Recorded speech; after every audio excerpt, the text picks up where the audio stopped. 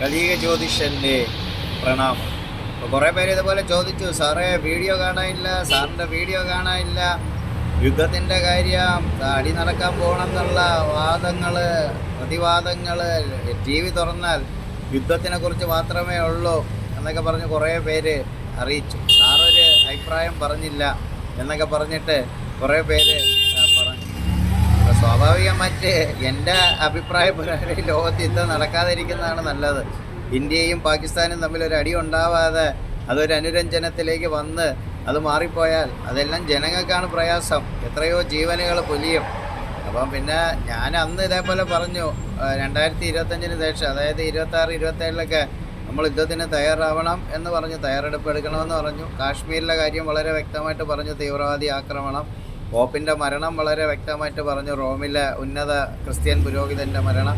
അങ്ങനെ ദിനം പ്രതി പ്രവചനങ്ങളൊക്കെ തീരാറായി എന്നാണ് എല്ലാവരും പറയുന്നത്. പക്ഷേ ഒരു കാര്യം എന്ന് പറയുന്നത്, ശരിക്കും ഒരു യുദ്ധം നടക്കാതിരിക്കണം. അതിന് നമ്മുടെ ആൾക്കാർ, നമ്മുടെ പ്രധാനമന്ത്രിയും ഐക്യരാഷ്ട്ര സംഘടനയും മറ്റുള്ള രാജ്യങ്ങളും ഒക്കെ അതിനു വേണ്ടി ഇറങ്ങിത്തിരിക്കുന്നതാണ് നല്ലത് എന്നാണ് എനിക്ക് തോന്നുന്നത്. ഒരു യുദ്ധം വന്നാൽ രണ്ട് സൈഡിലും പ്രോബ്ലം വരും. ഇന്ത്യ വികസിച്ചുകൊണ്ടിരിക്കുന്ന ഒരു രാജ്യമാണ്. ഇന്ത്യയുടെ സമ്പദ്ഘടന തകരാറിൽ വരും. ഇതൊക്കെ നമ്മുടെ ഭരണാധികാരികൾ മനസ്സിലാക്കണം.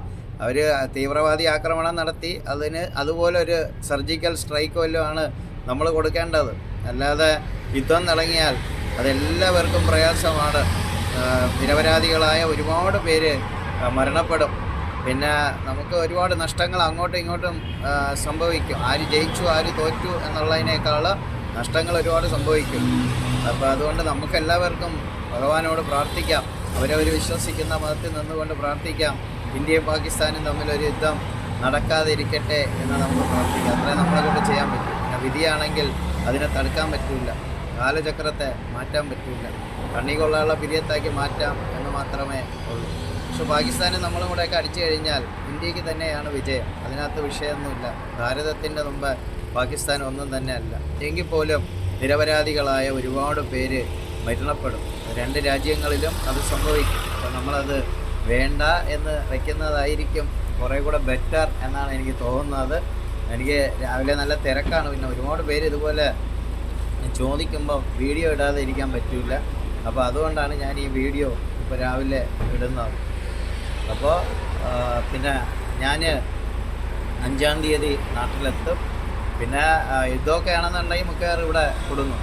യുദ്ധമൊക്കെ ആണെങ്കിൽ പാകിസ്ഥാൻ്റെ അപ്പോൾ ആകാശ വഴിയിലൂടെയാണ് നമുക്ക് വരേണ്ടത്. പിന്നെ എമിറേറ്റ്സ് ഫ്ലൈറ്റ് ആയതുകൊണ്ട് എന്തായാലും അവർ അതിന് ബാനൊന്നും കൽപ്പിച്ചിട്ടില്ല. അപ്പോൾ ബാക്കി ഇന്ത്യൻ ഫ്ലൈറ്റുകൾക്കാണ് ബാൻ കൽപ്പിച്ചിരിക്കുന്നത്. അപ്പോൾ ഞാൻ എമിറേറ്റ്സ് ഫ്ലൈറ്റിലാണ് വരുന്നത്. എന്തായാലും യുദ്ധം നടന്നു കഴിഞ്ഞാൽ ഇവിടെ താമസിക്കേണ്ടതായിട്ട് വരും. അല്ലാതെ വേറെ ഒന്നും ചെയ്യാൻ പറ്റത്തില്ല.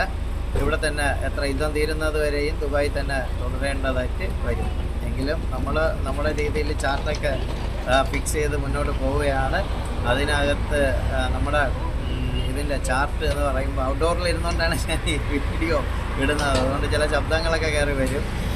അപ്പോൾ നമ്മുടെ ചാർട്ട് എറണാകുളത്ത് 23-ാം തീയതിയാണ് കൺസൾട്ടിങ്. മെയ് 23-ന് എറണാകുളത്ത് കൺസൾട്ടിങ് ഉണ്ട്. പിന്നെ വന്നിട്ട് May 25 Palakkad, May 27 Thamarassery city. ഇതിനകത്ത് ഈ സമയങ്ങളിലാണ് കൺസൾട്ടിങ്. അപ്പോൾ കൺസൾട്ടിങ്ങിൻ്റെ ചാർട്ടൊക്കെ ഇട്ടിട്ടുണ്ട്. പിന്നെ യുദ്ധം നടക്കാതിരിക്കട്ടെ എന്ന് നമുക്ക് പ്രാർത്ഥിക്കാം. അതാണ് നമുക്ക് ചെയ്യാൻ പറ്റുന്നത്. നഷ്ടങ്ങൾ എപ്പോഴും നഷ്ടങ്ങളാണല്ലോ. ജനങ്ങൾക്ക് ഒരുപാട് നഷ്ടങ്ങളുണ്ടാവും.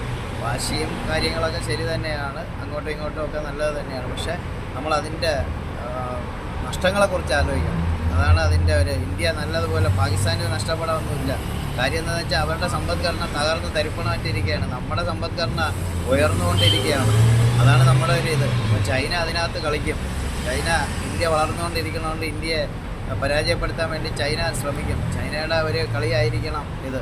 എങ്കിലും നമുക്ക് എന്തോ ആയിക്കോട്ടെ, ഒരു ആവശ്യം വന്നു കഴിഞ്ഞാൽ നമ്മളെല്ലാം ഒറ്റക്കെട്ടാണ്. ഇന്ത്യയിലെ എല്ലാ ജനങ്ങളും ഒറ്റക്കെട്ടാണ്. ജാതി മത ഭേദമന്യേ നമ്മൾ സർവരും ഒറ്റക്കെട്ടായിട്ട് തന്നെ മുന്നോട്ട് പോവും. അത് അങ്ങനെ പോവുള്ളൂ. അതാണ് നമ്മുടെ ഐക്യം. നമ്മുടെ വീട്ടിനകത്ത് ഒരുപാട് തർക്കങ്ങൾ, സഹോദരങ്ങൾ തമ്മിൽ ബഹളമൊക്കെ ഉണ്ടാകും. പക്ഷെ ഒരാവശ്യം വന്നാൽ അവർ ഒറ്റക്കെട്ടായിട്ട് നിൽക്കും, എല്ലാം മറന്നു. അതുപോലെ തന്നെയാണ് നമ്മളും ഈ സമയത്ത് ഒറ്റക്കെട്ടായിട്ട് തന്നെ നിൽക്കണം.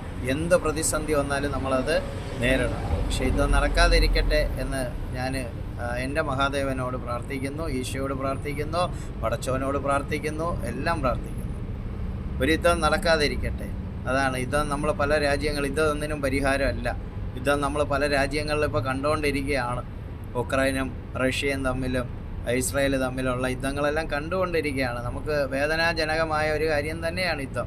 ഒരിക്കലും ഒരു യുദ്ധത്തിലേക്ക് പോകാതിരിക്കട്ടെ എന്ന് ഞാൻ പ്രാർത്ഥിക്കുകയാണ്.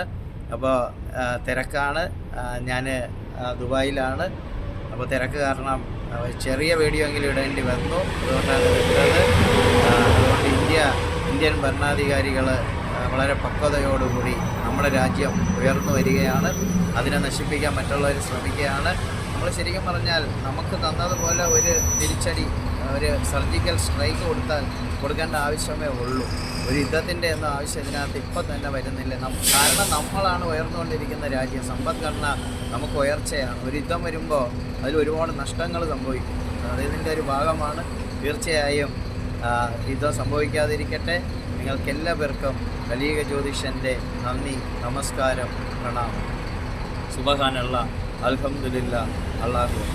പിതാവിൻ്റെയും പുത്രൻ്റെയും പരിശുദ്ധാത്മാവിൻ്റെയും നാമത്തിൽ ആമേൻ. ബ്രഹ്മ വിഷ്ണു മഹേശ്വര ആദിപരാശക്തിയായ നമഃ. ലോക സമസ്ത സുഖിനോ ഭവന്തു. ലോകത്തിലെ സകല ജീവജാലങ്ങളും സുഖത്തോടെ, സന്തോഷത്തോടെ, സൗഭാഗ്യത്തോടെയും ജീവിക്കട്ടെ. എൻ്റെ പുണ്യൻ മഹാദേവ.